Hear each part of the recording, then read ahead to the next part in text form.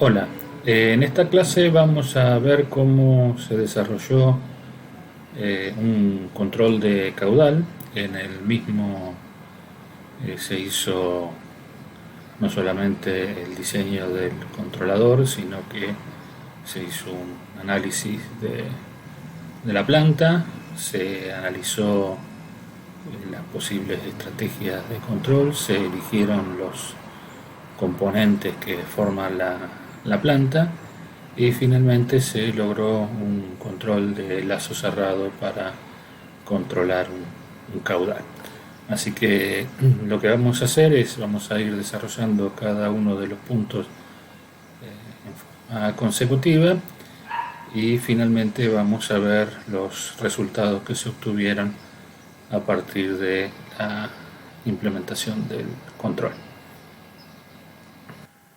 Bueno, inicialmente lo que vamos a hacer es presentar a la planta que necesitamos controlar, plantear un poco las motivaciones por las cuales se desarrolló este control.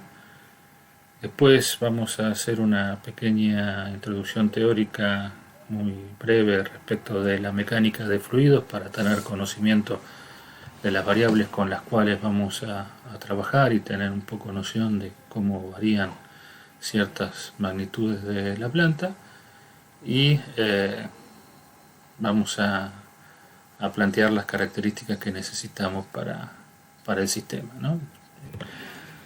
Bueno, este proyecto nació por una inquietud de la Cátedra de Mecánica de Fluidos y Máquinas Fluidodinámicas, en el cual ellos utilizan un banco de ensayos para bombas en las cuales puedan relevar ciertas curvas características y poder analizar la performance y la característica de una bomba centrífuga, ¿no? Entonces les cuento más o menos cuál es la estructura del sistema, como para tener una idea. Bueno, tenemos un líquido almacenado en un tanque, del cual aspira una bomba centrífuga. Esa bomba centrífuga bombea el líquido a través de una cañería que tiene alojada una válvula esférica, y la salida de esa cañería vierte en un canal a cielo abierto que termina en un vertedero en B, ¿no? Entonces y el líquido que sale por el vertedero vuelve al tanque de almacenamiento. Entonces tenemos un circuito cerrado en el cual es de interés poder controlar la velocidad de la bomba, poder controlar la posición de la válvula, con lo cual se podría controlar el caudal del sistema a partir de la posición de la válvula o de la velocidad de la bomba, y a su vez se necesitan medir ciertos parámetros como es el caudal y la presión a la salida de la bomba, ¿no? Para realizar los ensayos del banco, ¿no? Entonces tenemos acá algunas fotos del banco, ¿no? Entonces tenemos la bomba centrífuga, tenemos la salida de la bomba centrífuga, acá tenemos ubicada la válvula con un actuador, acá tenemos un detalle, ¿no? Este es un actuador eléctrico que permite abrir y cerrar la válvula en forma remota. Bueno, y acá tenemos el vertedero, o sea, la salida de esta tubería vierte en el vertedero y bueno, el vertedero tenemos un caudal de salida, ¿no? Entonces generamos un circuito cerrado en este sistema. El ensayo que se requiere hacer en este banco, entre algunos de los ensayos que se hace, es poder determinar la curva de la bomba, que es una curva en la cual en uno de los ejes se grafica el caudal y en otro de los ejes se grafica la altura o la presión a la salida de la bomba. Entonces, para lo que se va a buscar es poder determinar las curvas a distintas velocidades y con distintas aperturas de la válvula para poder generar distintas presiones a la salida de la bomba. Entonces se levantan los puntos y se puede determinar experimentalmente la curva de la bomba. Entonces, los requerimientos iniciales del sistema era poder manejar en forma semiautomática, ¿no? El encendido y el apagado de la bomba, poder variar la velocidad de la bomba centrífuga, poder abrir y cerrar la válvula, poder medir la presión y poder medir el caudal, ¿no? Entonces, en principio, los requerimientos eran que esas magnitudes y esas acciones se pudieran realizar a partir de una computadora y a distancia, lo cual implicaba en principio poder generar las mediciones que pudieran ser adquiridas por un sistema digital y poder generar las acciones que permitieran variar la velocidad de la bomba y posicionar la válvula, ¿no? Entonces, en un principio no se planteó ningún sistema de lazo cerrado. Eso resultó como consecuencia de que la estructura del banco permitía hacer un diseño de un control de lazo cerrado, y fue, vamos a decir, una etapa posterior que la usamos para esta materia y poder presentar un caso real de la implementación de un sistema de control, ¿no? Entonces lo que vamos a ver ahora es más o menos una pequeña introducción teórica para tener conocimiento de las magnitudes con las cuales vamos a estar trabajando y qué relaciones guardan esas magnitudes entre ellas y los fenómenos que se presentan en la mecánica de fluidos. Bueno, entonces, como tenemos un sistema hidráulico, las magnitudes con las cuales vamos a estar trabajando son presión, nivel y caudal. Entonces vamos a desarrollar algunas ecuaciones que nos van a permitir relacionar esas variables entre sí, ¿no? Uno de los puntos que vamos a prestar atención en este caso son las pérdidas en las tuberías y accesorios, ¿no? Normalmente, cuando nosotros tenemos un sistema hidráulico, la circulación de un determinado caudal a través de una tubería va a depender de la diferencia de presión entre los extremos de la tubería y de lo que se denominan pérdidas o caídas de presión dentro de la tubería, ¿no? Y esas pérdidas, de caída de presión o pérdidas de carga en la tubería normalmente tienen dos formas de presentarse. Una que se trata de pérdidas primarias, que en el caso que nosotros tengamos una cañería recta de sección constante, ¿no? Y entonces tenemos lo que se denominan pérdidas primarias, que son la caída de presión o las pérdidas de carga en tramos de cañería rectas. Y después tenemos lo que se denominan pérdidas de carga secundaria, que son pérdidas que se producen en elementos que se insertan dentro de las cañerías, como pueden ser válvulas, codos, derivaciones, ¿no? El resto de los elementos que ubicamos, ¿no? Entonces, por un lado analizamos los tramos de tubería recta, y por otro lado analizamos los accesorios que ubicamos dentro de la instalación. Las pérdidas primarias se deben a tres fenómenos característicos de la circulación de líquidos dentro de las tuberías. Uno de los fenómenos se denomina capa límite, que sería el rozamiento del líquido contra las paredes de la tubería, ¿no? Después tenemos el régimen laminar. O sea, si nosotros consideráramos el fluido del líquido dentro de la tubería, podemos separarlos en capas, y lo que vamos a analizar con el régimen laminar sería las pérdidas producidas por el rozamiento entre cada una de las capas del líquido, ¿no? Y después, el tercer fenómeno que se presenta, que plantean pérdidas de carga en las cañerías, es el régimen turbulento, ¿no? Cuando nosotros tenemos un régimen turbulento, las partículas, o sea, las moléculas del agua se mueven en forma ciertamente desorganizada, y eso genera pérdida de energía en esas partículas, y por lo tanto se produce con esa pérdida de energía una caída de presión adentro de la tubería, ¿no? Hay distintos métodos que permiten determinar el cálculo de pérdidas en las cañerías. Algunos son empíricos, otros son experimentales, o sea que se hacen ensayos y se determinan, y otros son ecuaciones matemáticas que se permiten encontrar las pérdidas de manera aproximada. Nosotros vamos a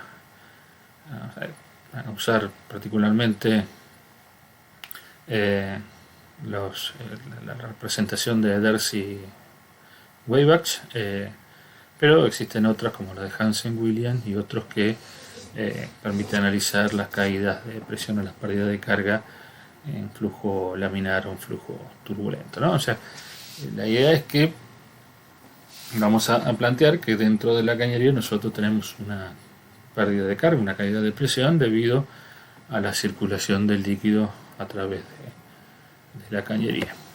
Entonces, se pueden hacer experimentos en tuberías de diámetro constante, y generalmente lo que se determina es que la pérdida de carga es proporcional al cuadrado de la velocidad del líquido y de la longitud de la tubería. Entonces, la ecuación dice que H planteamos como altura, ¿no?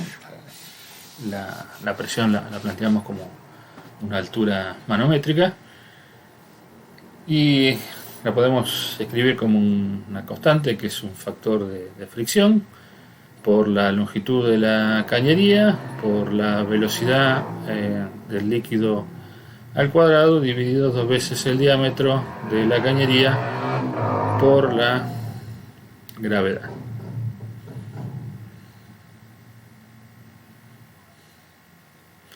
Bueno, entonces si hacemos un cambio de unidades, vamos a ver que tenemos la longitud de la cañería, el caudal al cuadrado, bueno, y una relación que tiene que ver con el diámetro y la relación que existe entre la velocidad del líquido y el caudal, ¿no? Este factor de fricción va a depender del número de Reynolds, y el número de Reynolds es el que determina si el flujo dentro de la cañería es laminar o turbulento. No vamos a entrar en detalle, pero una de las cosas que es interesante de ver es que las pérdidas primarias en una cañería dependen del caudal al cuadrado. O sea que la relación entre el caudal y la presión no es lineal, y por lo tanto ya estamos en presencia de un sistema complejo desde el punto de vista del análisis y el enfoque que nosotros le damos a la materia, en el cual tratamos con sistemas lineales. Bueno, las pérdidas secundarias son las pérdidas generadas por válvulas, codos o cualquier otro elemento, cambio de secciones en las cañerías, cualquier otro elemento que se encuentre inserto en el sistema hidráulico, ¿no? Cuando uno intersecta la línea de flujo del caudal de líquido y le genera una discontinuidad, se presentan remolinos, desprendimientos, cambios de la forma en la cual venía circulando el líquido, y eso genera una caída de presión, ¿no? Si los tramos de cañería son relativamente cortos, generalmente la mayor parte de las pérdidas en una instalación se deben a las pérdidas secundarias, ¿no? Y pueden llegar a ser más importantes que las caídas en las cañerías. Uno puede llegar a tener cañerías relativamente cortas, pero la inserción de válvulas, codos y discontinuidades hacen de que las pérdidas de carga sean bastante interesantes. Igual que las pérdidas secundarias, vemos que las pérdidas primarias, las pérdidas secundarias también en cierta forma dependen del cuadrado del caudal, ¿no? Entonces podemos decir tanto las pérdidas primarias como las pérdidas secundarias en una tubería dependen del caudal, ¿no? Al cuadrado. Por lo tanto, la relación entre el caudal y la presión, tanto en las pérdidas primarias como en las pérdidas secundarias, no guardan una relación lineal. En la ecuación que vimos hace un instantes respecto de las pérdidas secundarias, vimos que existía una constante que se denomina coeficiente de pérdidas de secundaria, que multiplicaba el cuadrado del caudal. Ese coeficiente de pérdidas, para el caso de las válvulas, viene desarrollado a partir de lo que se denomina la capacidad de flujo de la válvula o coeficiente de la válvula. Ese coeficiente de la válvula, la mayoría de los fabricantes lo presentan en una curva que tiene que ver, que presenta ese coeficiente en función del porcentaje de apertura de la válvula. Entonces, en función de la característica de la válvula que vamos a estar utilizando, tenemos la variación del coeficiente respecto de la apertura. Entonces podemos tener, en este caso vemos las curvas que representan el coeficiente, podemos tener una curva lineal, ¿no?, en el cual el coeficiente de la válvula varía linealmente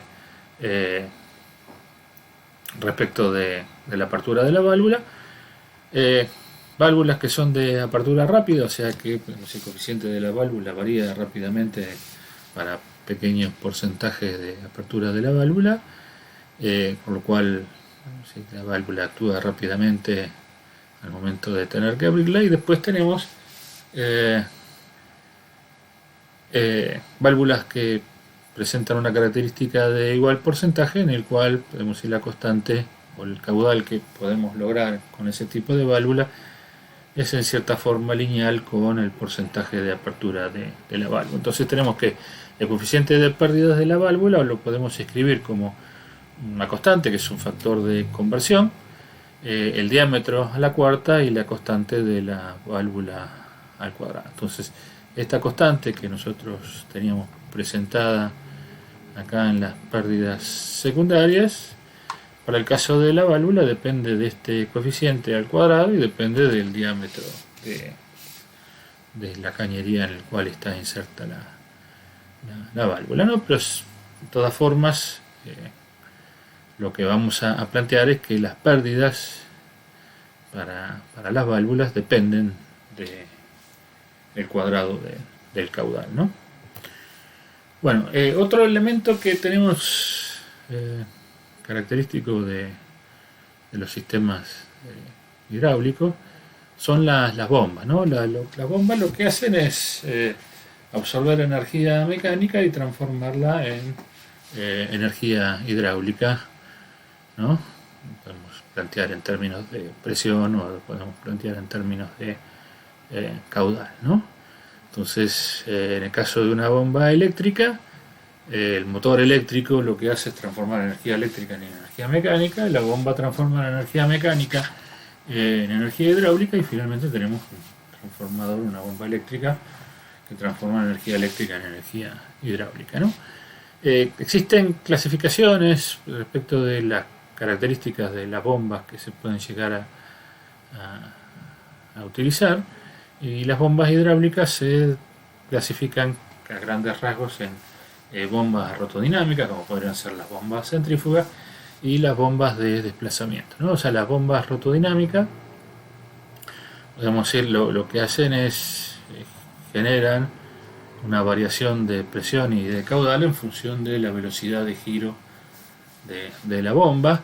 En cambio, las bombas de desplazamiento lo que hacen es desplazar un cierto volumen en función de la velocidad de la bomba, ¿no? O sea que en principio las bombas de desplazamiento son bombas que pueden llegar a generar grandes presiones de manera tal de poder desplazar el, el líquido, como pueden ser la bomba tornillo, bomba del óvulo o bomba de ese tipo de características. En el caso que nosotros estamos analizando acá, es una bomba centrífuga, corresponde a la primera denominación, ¿no?, de la bomba rotodinámica. Las bombas generalmente se presentan, cuando uno analiza el comportamiento de la bomba, se plantean ciertas curvas características que permiten conocer el comportamiento, ¿no? Desde el punto de vista de la elección, hay ciertas curvas que son las más utilizadas. Una de las curvas es la que presenta la altura manométrica en función del caudal, o sea, o la presión, podemos decir en términos de la variable que nosotros estamos considerando acá, en función del caudal, ¿no? Entonces, lo que se analiza es para distintos caudales cómo es la presión que se genera a la salida de la bomba. Después, otra curva que se plantea, que puede llegar a ser de interés, es la curva de rendimiento en función del caudal.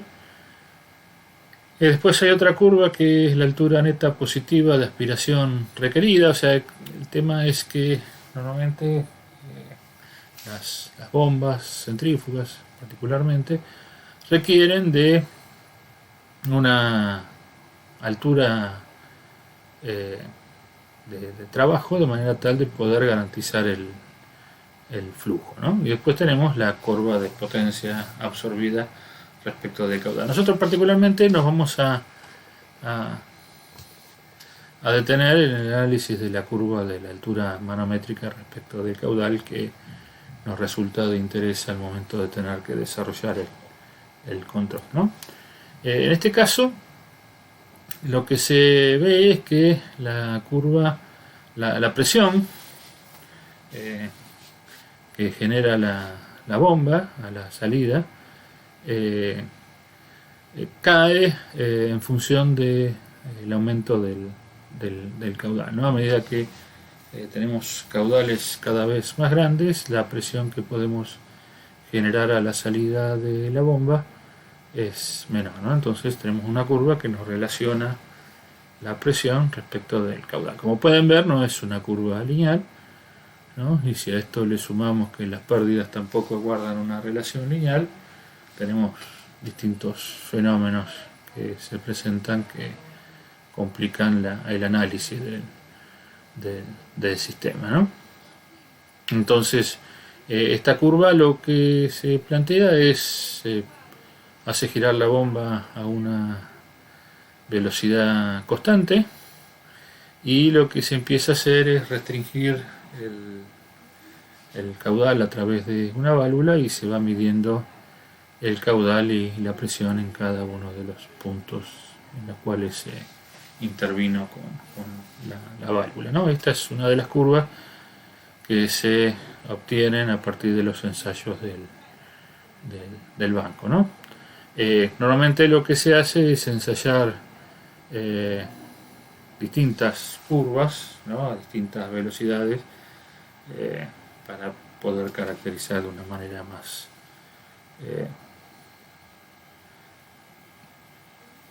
detallada la bomba, ¿no?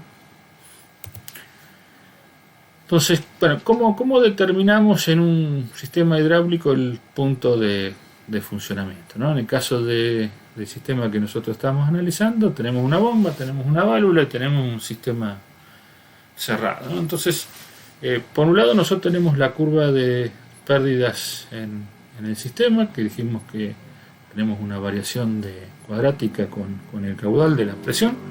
Entonces tenemos una parábola, que es la que vemos acá de color rojo, ¿no?, que nos representa la curva de pérdida del sistema. Y por otro lado tenemos la variación de la curva de la bomba, que nos relaciona la presión a la salida de la bomba con el caudal, ¿no? Entonces, como nosotros acá tenemos todo el sistema funcionando en forma simultánea, el punto de funcionamiento del sistema va a estar determinado por la intersección entre la curva característica de la bomba con la curva de pérdidas del sistema, ¿no? Entonces, si una vez que tenemos determinadas las pérdidas y tenemos determinada la curva característica de la bomba, lo que nosotros sabemos es que el sistema va a estar trabajando en el punto de intersección, va a estar trabajando con una determinada presión a la salida de la bomba y va a estar trabajando con un determinado caudal, ¿no? Entonces esto nos permite determinar que el desenvolvimiento del sistema está muy lejos de ser lineal, ¿no? O sea, evidentemente, si cambia la curva de pérdida del sistema, esa curva de pérdida se va a estar moviendo por la curva característica de la bomba y va a generar distintos puntos de funcionamiento. Y si a su vez hacemos que la velocidad de la bomba cambie, la curva de característica de la bomba también va a cambiar y por lo tanto la intersección con la curva de pérdida del sistema se va a dar en un punto totalmente distinto, ¿no? Entonces vamos a ver cómo podemos nosotros regular el caudal en nuestro sistema, y eso lo vamos a hacer a partir de distintas acciones dentro del sistema, ¿no? Entonces tenemos, para regular, vamos a suponer que tenemos un sistema cerrado como el que nosotros planteamos en nuestro caso.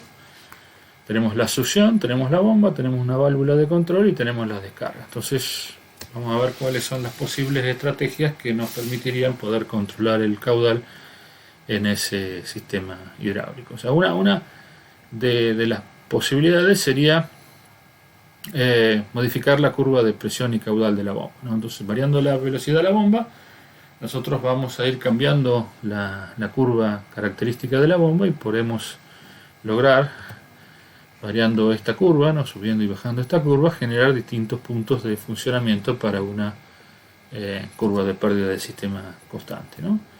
Otra posibilidad sería cambiar la curva de pérdida del sistema, o sea, modificar la posición de la válvula. Como dijimos que la apertura de la válvula nos va a cambiar el coeficiente de pérdidas de secundarias de la válvula, nosotros podemos cambiar la característica de pérdidas de carga del sistema variando la posición de la válvula. O sea que nosotros, variando la posición de la válvula, podríamos hacer que esta curva cambie y se mueva por distintos puntos de la curva característica de la bomba, y con eso podemos lograr distintos caudales. Y la tercera acción sería variar las dos cosas simultáneamente, la bomba y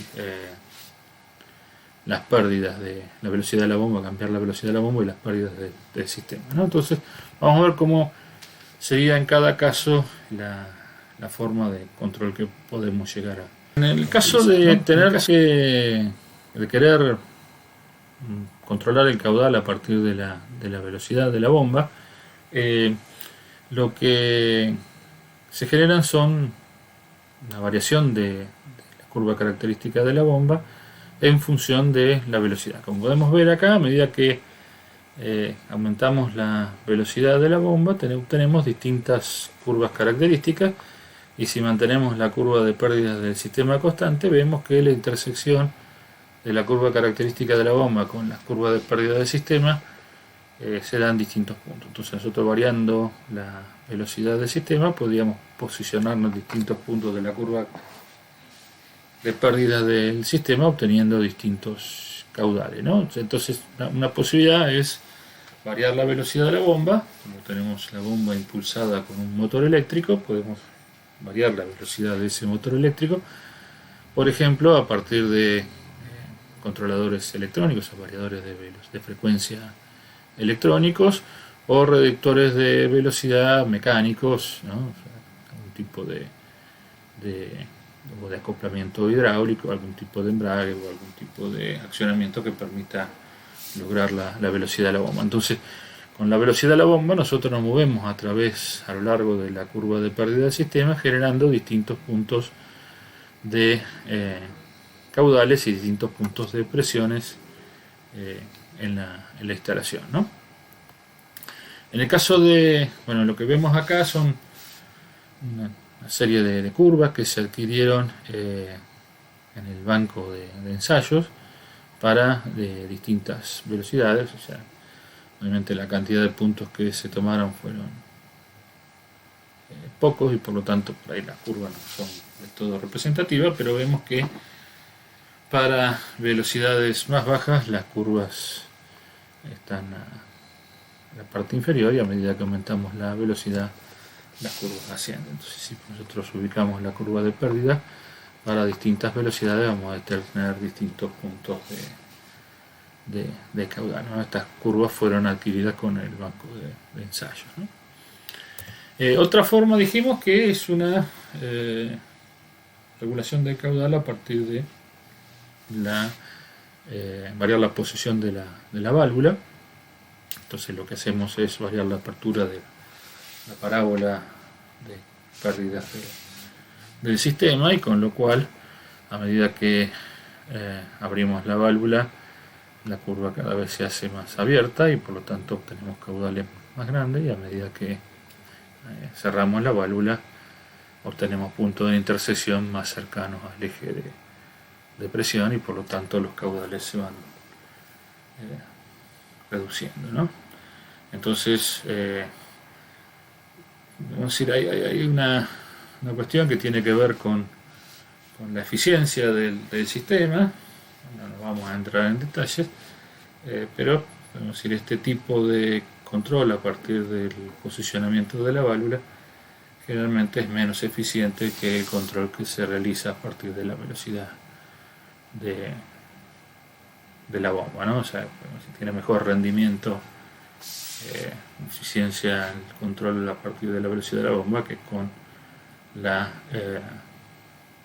posicionamiento de la válvula. Bueno, entonces lo que vimos hasta acá era que en principio la relación entre el caudal y la presión en sistemas hidráulicos no es lineal, y por otro lado la determinación del punto de funcionamiento, del punto de trabajo del sistema hidráulico tampoco es muy lineal que digamos, porque depende de la intersección de dos curvas que no se comportan de manera lineal, y entonces podemos determinar una relación que nos permita plantear un modelo con el cual nosotros estamos acostumbrados a trabajar, podemos decir resulta bastante difícil. Entonces en principio lo que vamos a tratar de determinar es el comportamiento del sistema en un determinado punto de trabajo, tratar de modelar el modelo, o sea, de tratar de modelar la planta a través de un modelo lineal en ese punto de funcionamiento y diseñar un control afín a ese modelo lineal, ¿no? Y después la única posibilidad que tenemos es ensayar o simular el comportamiento de ese control por fuera del punto en el cual nosotros definimos el modelo, ¿no? Entonces en principio lo que planteamos hasta acá es más o menos una idea de cómo se comportan los sistemas hidráulicos desde el punto de vista de las magnitudes con las cuales vamos a estar trabajando. Bueno, después tenemos, o sea, dentro del sistema tenemos otro elemento que es el canal a cielo abierto, ¿no? Y que en cierta forma vamos a tener que determinar cómo se comporta, ¿no? Entonces vamos a determinar,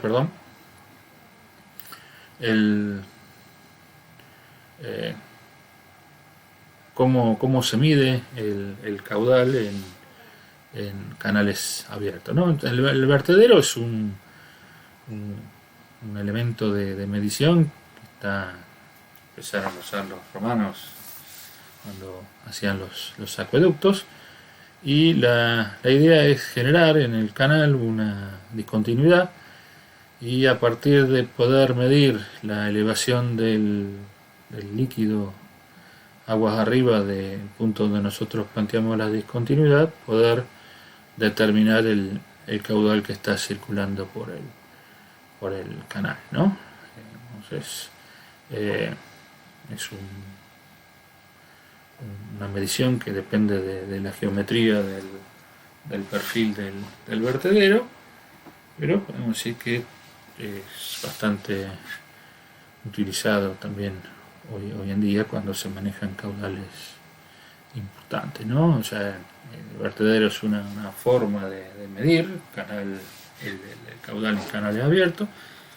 Después van a ver que existen otros métodos como el canal Partial o algún otro tipo de elementos que permiten también determinar el caudal a partir de la variación de la altura del líquido agua arriba del punto donde nosotros planteamos la discontinuidad. Entonces, si planteamos el caso que tenemos en nuestro sistema, tenemos un vertedero que es un vertedero triangular, ¿no? Entonces, este vertedero generalmente se usa para medir caudales chicos, y bueno, lo que se genera es un perfil en forma de V en el canal, y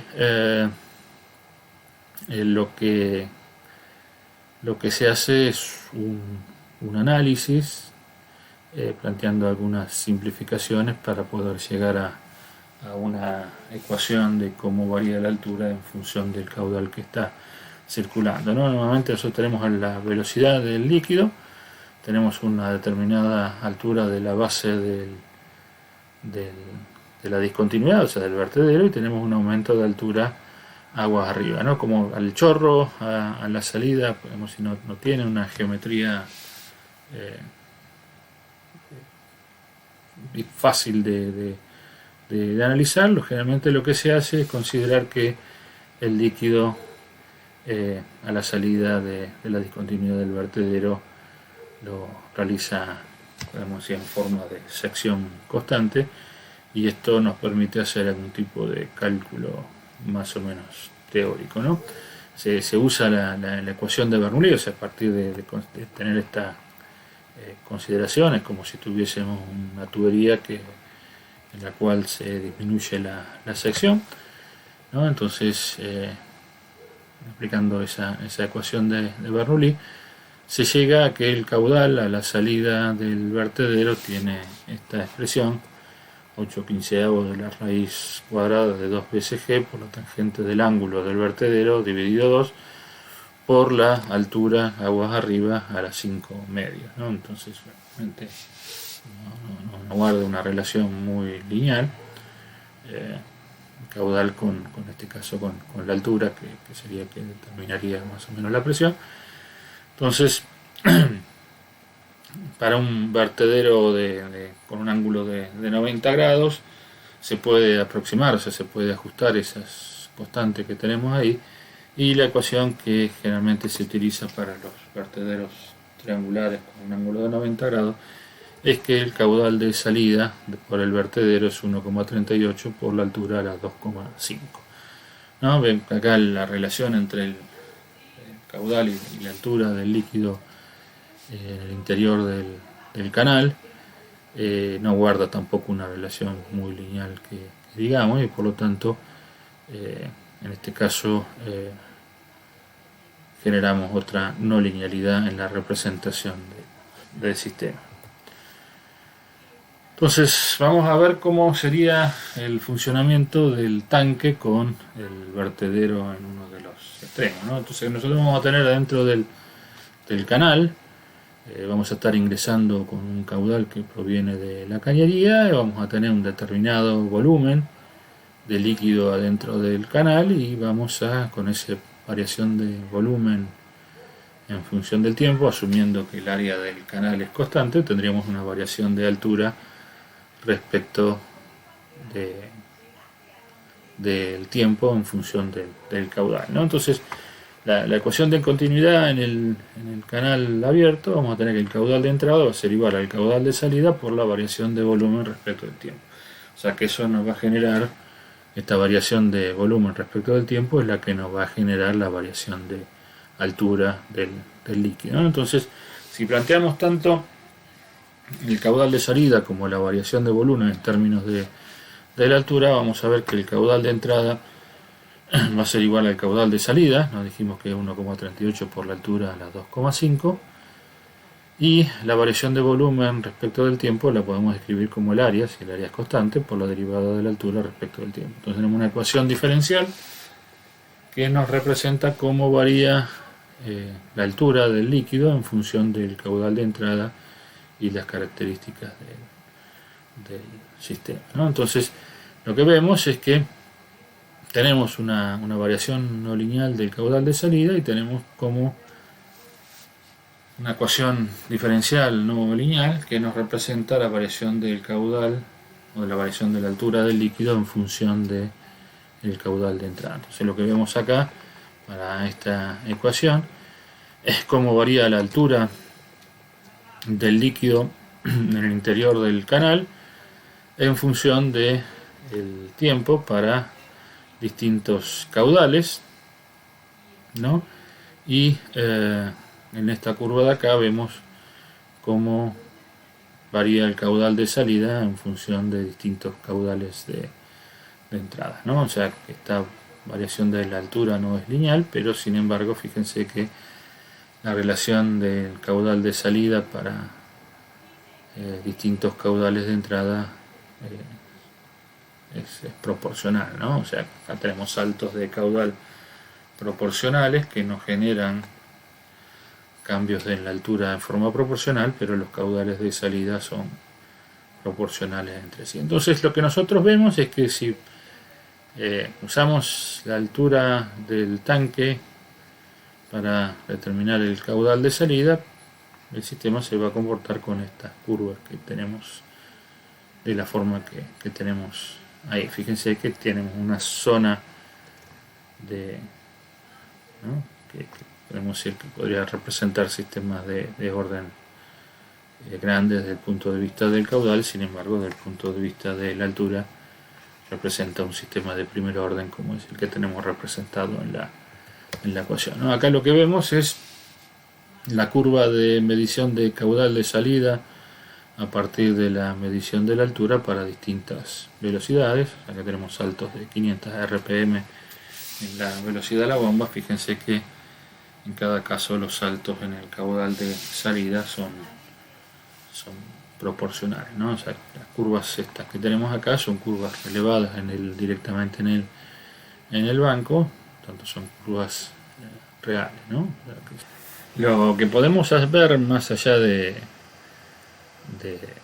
hecho de que podemos determinar el caudal de salida midiendo la altura del nivel del líquido, es que este método de medición implica que tenemos una dinámica, una constante de tiempo que cambia. Fíjense que la constante de tiempo, o sea, la curva no crece de la misma manera para distintos caudales, ¿no? En este caso lo que estamos representando sería la respuesta al escalón del caudal de salida en función del tiempo. O sea, nosotros lo que hacemos es ingresar con un caudal constante en una determinada situación, y a partir de esa aplicación del caudal constante lo que vemos es que la medición del caudal a partir de la medición de la altura tienen estas curvas que vemos acá. Entonces vemos que el sistema tiene una cierta dinámica, ¿no?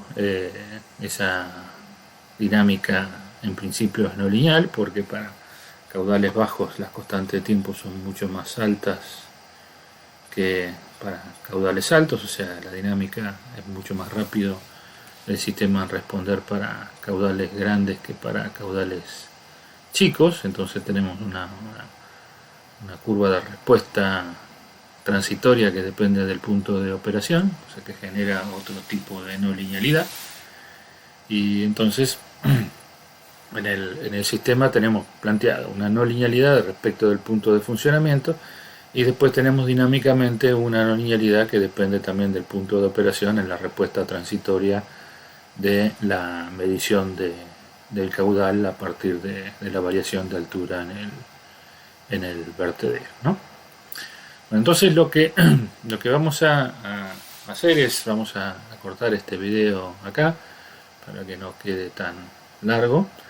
En el próximo video vamos a analizar la parte de diseño del hardware correspondiente al control que vamos a diseñar, ¿no? Entonces hacemos un alto acá. En el próximo video veremos cómo se implementó la plataforma a partir de la cual se realizó el control y algunos cálculos que tienen que ver con las mediciones y la forma de implementar el control.